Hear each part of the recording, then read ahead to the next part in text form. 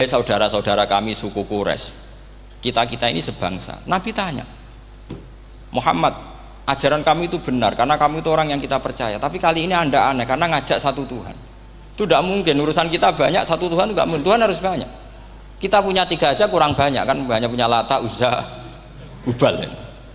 Rasulullah dengan sabarnya ngendikan gini, hei kaumku, kalau kamu jadi pembantu, jadi buruh, senang mana punya majikan banyak sama majikan satu. Kalau majikannya banyak itu perintahnya beda-beda, seleranya beda. Semua harus kamu lakoni, semua harus kamu taklui karena kamu harus nurut. Wah ya repot mat kalau di majikan banyak, oh ngerepoti mesti. Rasulullah tinggal nimpali, Tuhan kamu itu majikan kamu, kalau Tuhannya banyak perintahnya ya banyak, seleranya beda-beda. Kamu bingung nggak? Wah ya bingung mat, ya udahlah mat satu aja. Akhirnya mereka masuk Islam. Nah itu disebut Nabi itu fatonah, punya kecerdasan artikulatif. Kalau menjelaskan itu masuk akal.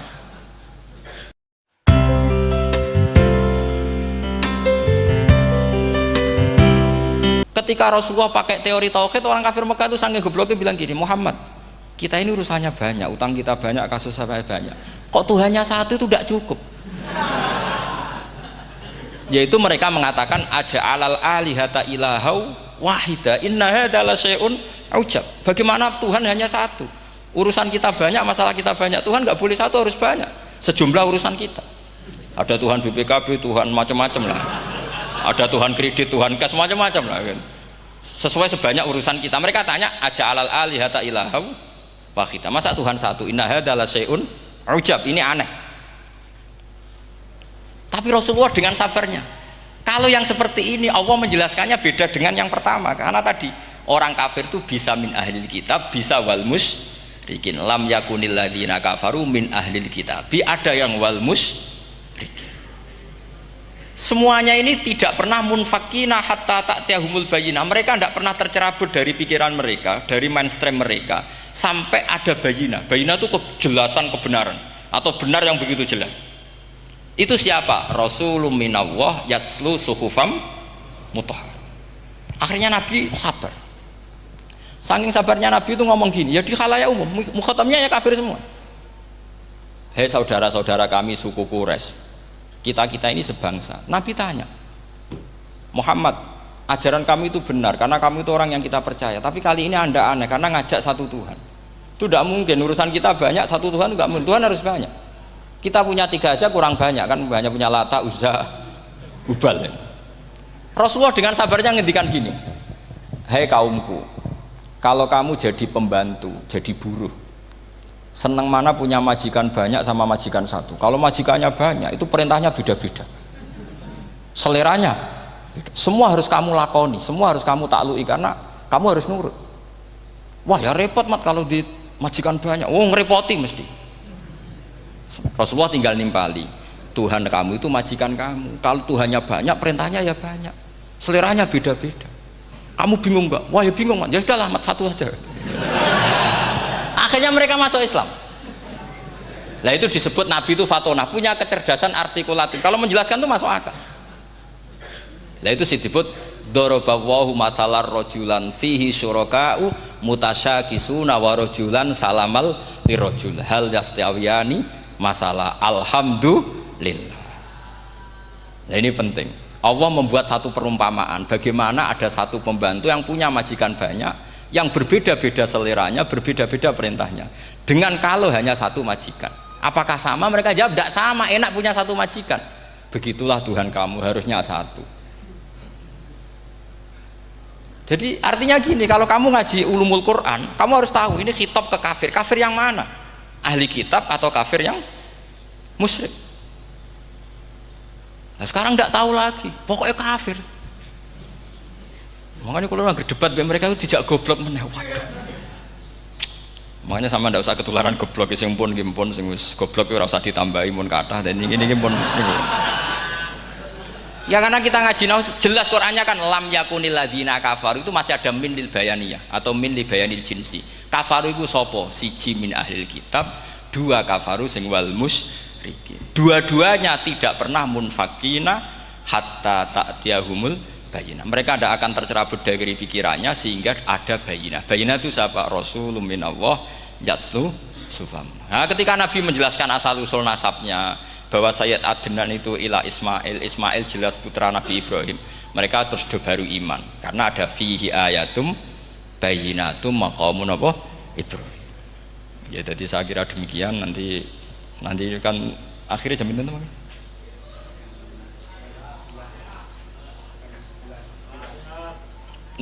Oh, niki jam pinten istiwa? Nggih, terus saya pikir niku nggih.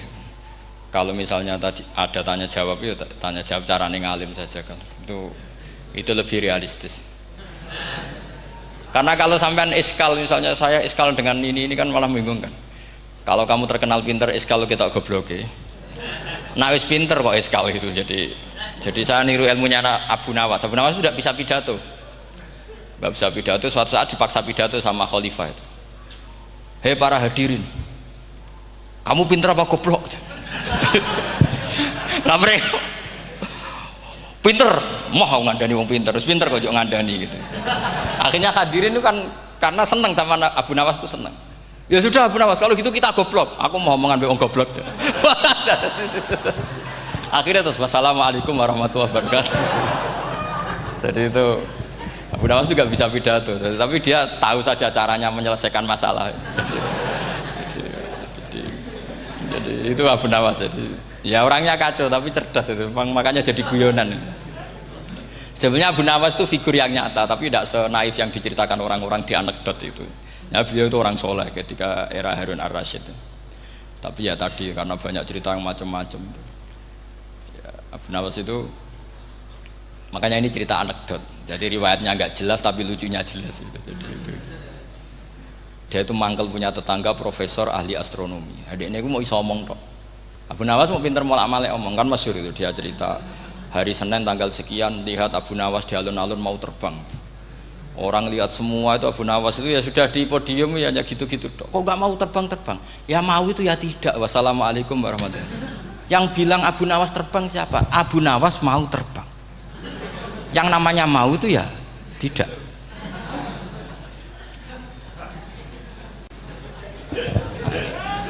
Pernah dia itu lomba sama Harun ar-Rasyid, siapa paling banyak pengunjung rumahnya di alun-alun. Harun ar-Rasyid bikin khemah, dia bikin khemah. Tentu cerita ini bohong, yakini ini bohong, makanya ini bohong tenang. Makanya ini anekdot, hanya guyonan. Harun ar-Rasyid karena dia raja itu ada apel, ada makanan macam-macam.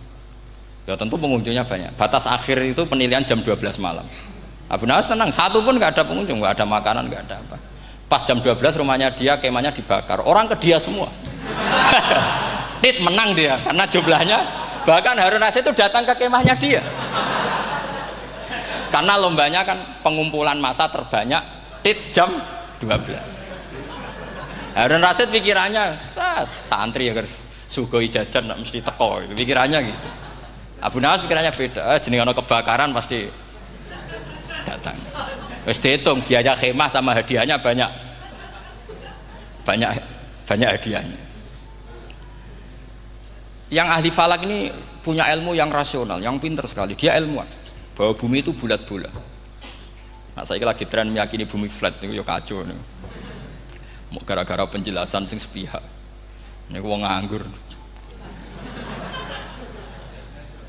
Lah wong ilmuwan kok sentimennya perkara wedi dhuwit. Enggak boleh ilmuwan menyebut sentimen apa? Uang. Akhir bumi itu bulat-bulat. Jadi kalau Anda jalan ke timur terus nanti ke titik yang sama. Abu Nawas paham karena dia memang enggak ahli sains gitu. Suatu saat si profesor ini kemalingan, malingnya melayu ngetan. Terus minta tolong sama Abu Nawas, kejarlah maling itu. Kemana? Ke timur. Dia ngejar ke barat. Ditanya sama profesor, saya udah bilang larinya maling itu ke timur, kalau kejar ke barat nanti ketemu di titik yang sama. Akhirnya profesornya ngerti, oh ngenyek tuh, kira itu. Jadi, nah khawatir saya nanti kalau santri-santri tidak pinter ilmu, terus pilihannya ilmu kayak Abu Nawas, jalan pintas tadi. Karena belajar falak jelimet, belajar faraid apa? Jelimet, ada aul, ada roh, terus semua ada masalah yang ruwet-ruwet terus. Akhirnya mau olah bicara. Ini musibah, innalillahi wa inna ilaihi raji'un. Itu tidak boleh. Quran tidak mengajarkan itu. Quran tetap mengajarkan ilmu meskipun ada nilai seninya.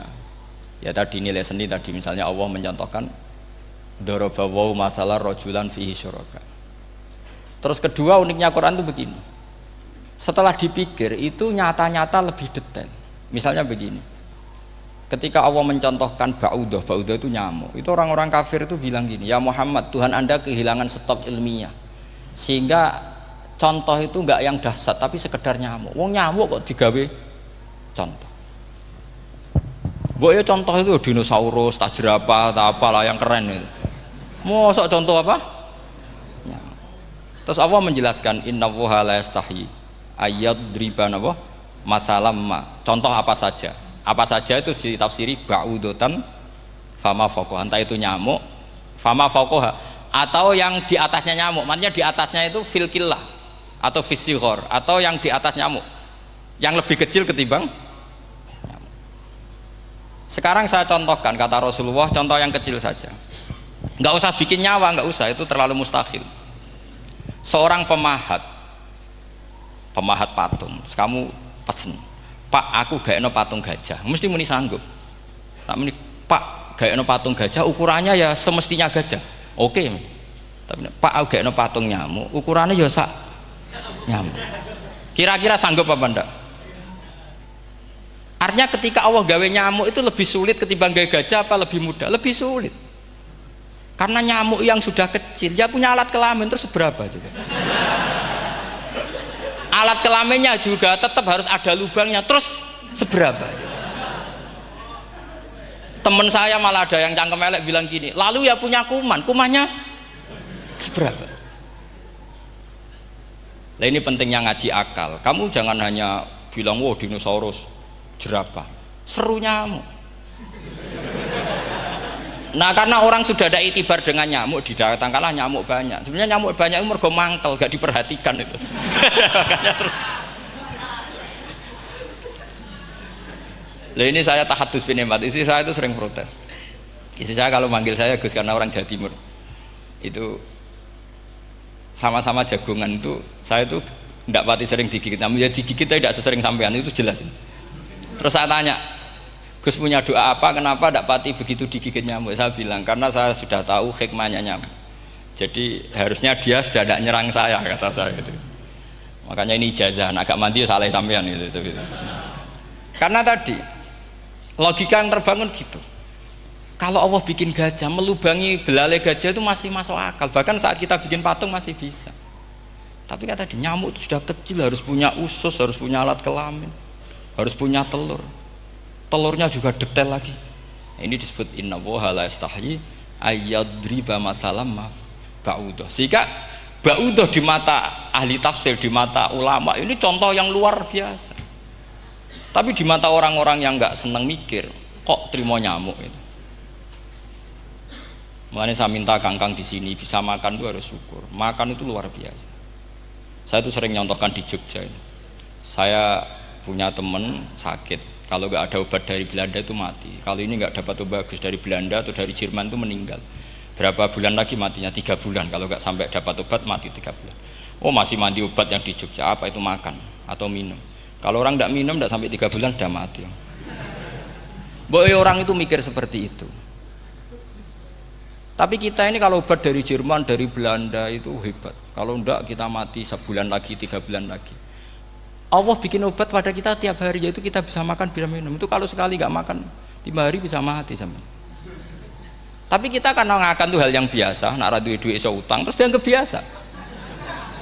Ini kalau ulama masalah besar. Punya otak seburuk itu tuh masalah besar bagi ulama. Sehingga Allah tidak malu ketika ngendikan kulu wasrobu, tidak malu karena makan ini urgen, sangat penting. Dan Allah tidak malu meskipun Quran itu temanya kelas tinggi, biasa Allah mengatakan jong kowe iku kulu min thayyibati maruzaqnakum, kamu makanlah. Karena minum obat itu kebutuhan kita ketika sakit. Tapi kalau makan adalah kebutuhan kita sihatan wasukman, saat sakit maupun saat sehat. Nah, kalau Anda dengan kualitas ini ketika Allah membicarakan makanan itu Anda akan respect sama Allah karena memang ini urgen betul. Tapi kalau Anda cara berpikir gini, hanya cari horo ibal ilmu yang aneh, yang seru, kamu baca ayat itu akan menjadi biasa-biasa saja. Dan itu masalah bagi mahabbah Anda pada Al-Quranul Karim. Ya saya kira demikian. Terus saya pikir tidak etis ya, kan ini Jumat nanti sing biasa itikaf nanti terganggu. Nanti saya ada ke problem. Ya kalau ada tanya jawab ya saya mohon tadi ya, karena ini zaman akhir saya memang butuh sekali. Kenapa saya mau datang? Satu, hormat Kiai Hanan. Dua, saya memang ingin banyak mufassir lagi. Jangan hanya lewat baca terjemah kemudian merasa menjadi ahli apa? Quran atau ahli tafsir. Itu musibah besar itu. Masalah besar itu. Ya pokoknya saya mohon lah. Ya setidaknya gitu. Misalnya orang kafir, kamu cari saja orang kafir. Ternyata ada yang harbi, ada yang dhimmi, ada yang mu'ahad, ada yang mustakman. Lalu dalam tarikh ada kafir Yahudi, kafir Nasrani, kafir ahli kitab. Kalau di fikih ada kafir yang lahum kitabun, ada yang tidak lahum kitabun. Kalau yang lahum kitabun disebut ini kitabiyah kholiso, yang tidak itu kan berbeda-beda di fikih. Boleh nikahnya ndak, khilu dhabihatihim atau tidak, itu kan detail sekali. Makanya saya mohon ini latihan detail. Oke, sama tetap ngaji, sering khatam itu